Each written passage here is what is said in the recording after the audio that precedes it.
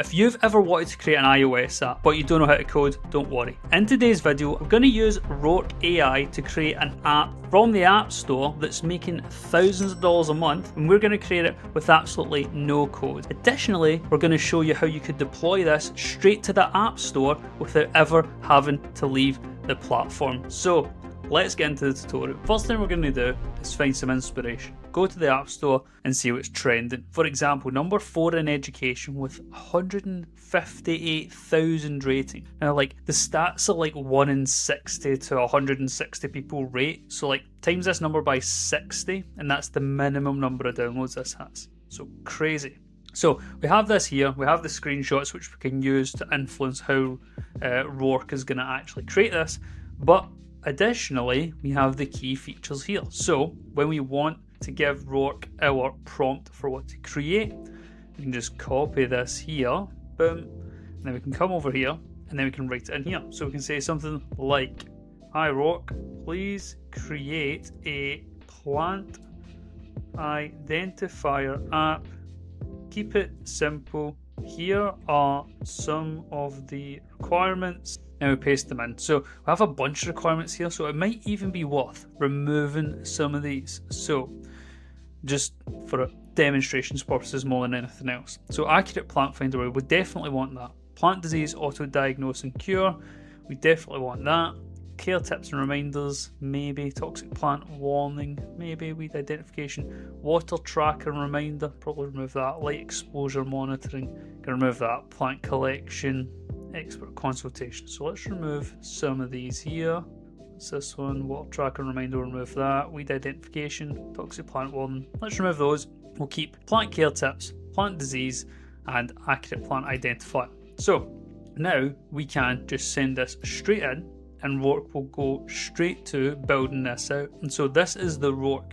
Rork is thinking, right, as we can see here, this is the chat, this is the preview. So it's thinking here, the user wants me to create this, blah, blah, blah, and it starts to think of what it should do. So we need to set up camera functionality, create a home screen, implement an AI integration, which we can do using a .env file so that our API key is never exposed, for example. So let me structure this as is, home screen, camera results, maybe a simple history, colors, it will guess some colors, keep it professional looking good. So it's now creating this here. We can see the preview, but also we can go to code up here. We can actually see the code. We can see Rork actually writing this out and the terminal preview as well.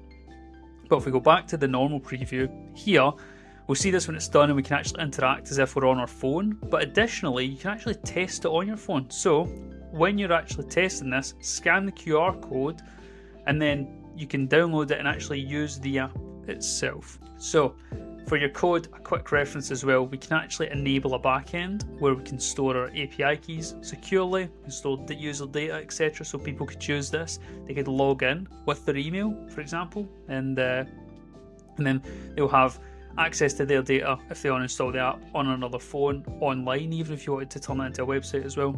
And then GitHub, you can connect this up so that you can connect your code repo here as well. So this code, you can actually store this in a repository. Up here you can see as well environment variables. We can use this instead of storing secure API keys, etc. for our test today, because an environment variable essentially abstracts the variable from the code. So if we were to add in an API key for Gemini, for example, straight to GitHub, then if someone has access to the GitHub, they'll be able to see it. Do not want that. So instead use an environment variable, and that will store it in the environment, which is Rork's environment here. So as you can see, it's still coding out this stuff. What we're going to do when it brings it back up for us is we're coming over here, and we can see that we have some screenshots of what their application looks like, right? So we aren't using any of this stuff. We were only going to use the first 3, so identify any plants, auto-diagnose, and comprehensive care guide. So what we can actually do here is we can either open these up or screenshot it,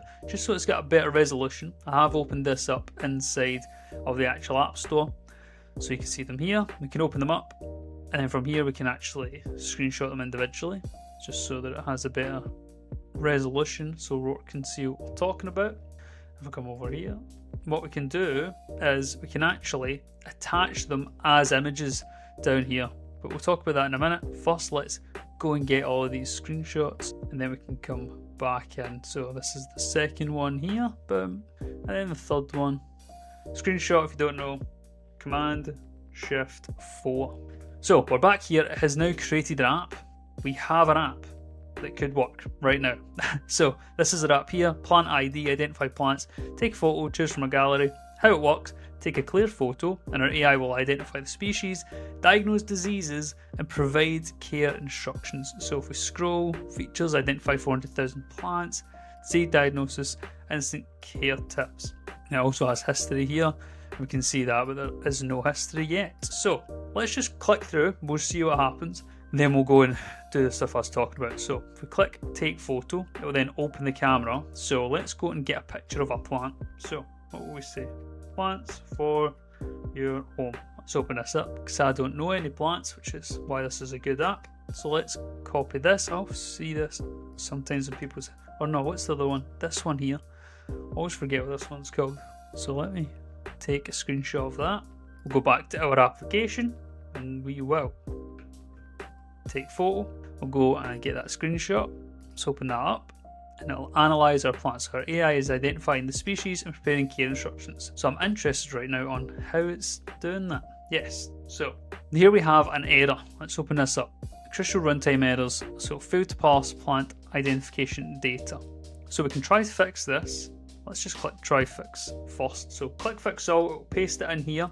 This is where we can chat away to our application. So let's shut that down. Here we can see we can add images. We can also change which model you want as well. So Sonnet 4, 3.7, GPT-5 and Grok code.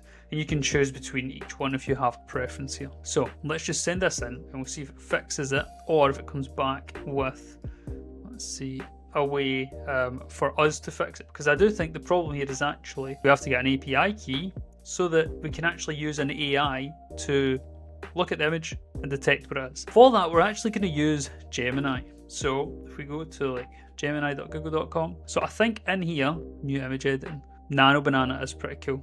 In here, for example, you could try and drag and drop your plant in and then ask it stuff, etc. But the reason you create applications like this one, wrappers if you will, or most applications you use are actually just wrappers for technologies. So you could open Gemini and use something, but like it's just Gemini you're opening. It won't save it. It saves it with a bunch of random other stuff like, you know, a man in a banana suit or like me as a woman. But if you do your plant identifier, it'll actually, it's been thought through as a product. So you're trying to make the best thing for a user, and that's why it has, say like here, a bunch of specific features unique to this application because you open it up and it's all about plant identification. Compartmentalizes it in your brain as well. So anyway, if we want a API key for Gemini, we go to Gemini aistudio.google.com. Auto-save is now enabled by default, cool. And from here, dashboard, API keys, you just click create API key and then you can search for a cloud project and then create an API key in this project.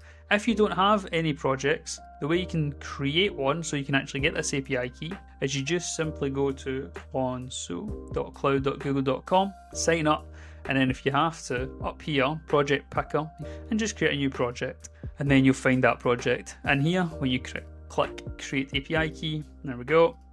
And there we go. And then this API will come up.